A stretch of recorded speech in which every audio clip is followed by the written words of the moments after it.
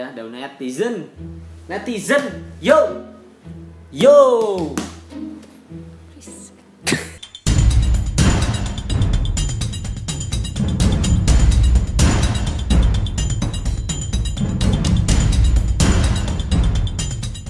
Nah guys, pernah gak kalian lihat di sebuah video kayak ada orang lagi jalan, terus ada teks gitu di belakang? Oke, Anjas. Oke, Liza. Jadi kami dari Donet dan hari ini kita akan out of the box. Ya, jadi isu atau masalah yang kita angkat hari ini adalah tracking. Emang masalahnya apa sih, Lis? Ini jadi yang video tracking kemarin itu, gimana kalau masalahnya itu trackingnya, yang sekali klik itu line-nya itu lepas. Jadi ya, nggak pada trackingannya. nggak pada trackingannya. Oke, kita akan bahas, guys. Gimana kalau trackingannya lepas? Gimana tuh? Yuk, lapor. Gua udah manipulasi gambar ini supaya susah di tracking. Coba deh ulang-ulang aja, pasti ketemu. Kalau gua tracking, nanti hasilnya bakalan kayak gini nih. Setelah di tengah jalan, dia lepas dan koret-karit kemana-mana. Caranya tetap masukkan, lalu buat new composition. Atur fit up 100% nya supaya gampang dilihat. Lalu zoom in supaya kita ketemu sama titik trackingnya atau tracking pointnya. Lalu kita klik track motion untuk ngambil tracking pointnya. Kita arahin langsung ke tracking pointnya. Lalu kita lebarin dulu tracker barnya supaya gampang ngekliknya. Karena butuh posisi view yang agak oke, gue pakai hand tool untuk mindah-mindahin. Setelah siap, gue klik analyze. Dan kalau di video kemarin itu bener-bener jadi rapi, tapi kali ini berantakan. Ya karena ada faktor pengganggunya tadi. Nah, caranya adalah kita kembalikan beberapa saat dia masih normal jalannya. Nyampe di sini normal, ternyata oke, di sini bagian dia lepas trackingnya. Jadi kalau kita next frame pakai analyzing, oke, di situ ada putih-putih yang mengganggu, dan kita back lagi, lalu kita analyze sekali lagi, dan kita kembalikan ke posisi. Setelah kembali ke posisi yang benar, kita next analyzing lagi. Setelah kembali ke posisi yang benar, kita next analyzing lagi. Kita next lagi sampai masih benar.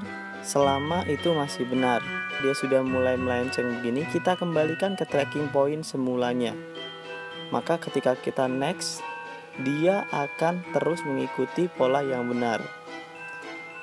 Jadi di mana salahnya, kita balik, terus kita balikin ke jalur yang benar.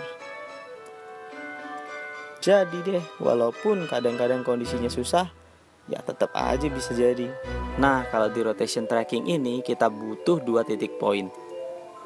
Karena kita butuh 2 tracking point, maka gua akan gunakan batu sebagai tracking pointnya.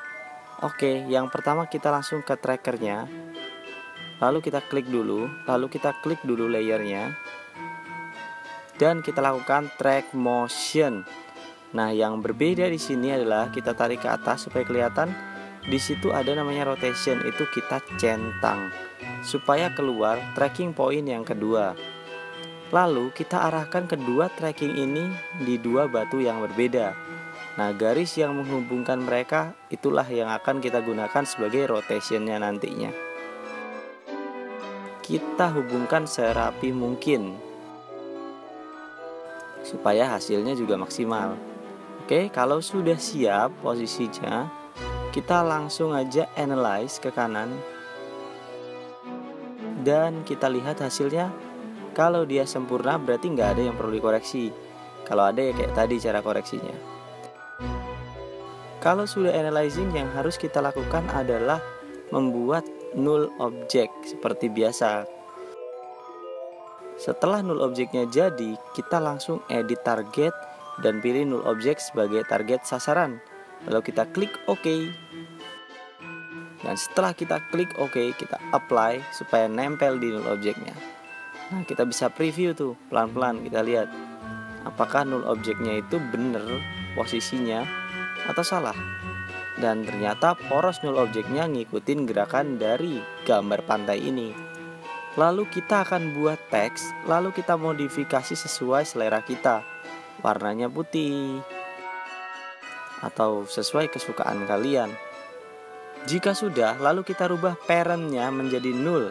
Secara otomatis teks tersebut akan langsung berrotasi sesuai dengan null objek yang tadi kita buat. Nah, sudah jadi, kita bisa tambahin drop shadow untuk memperindah tulisan ini. Karena kalau lihat sekelilingnya itu di mana-mananya kan kelihatan ada bayangan kan. Kita buat juga tulisannya ada bayangan. Dan bayangannya itu ngarahnya sama kayak pohon-pohon itu gitu. Dan jadilah seperti itu.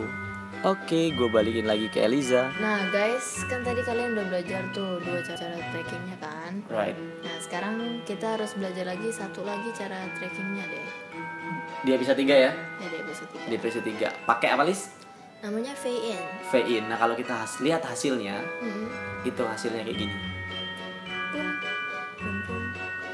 Ya, itu yang ke part 3. Kalian harus tetap ikutin karena keren banget. Oke, guys. Thank you for watching And always Out of the Box. jangan lupa dicoba ya di rumah.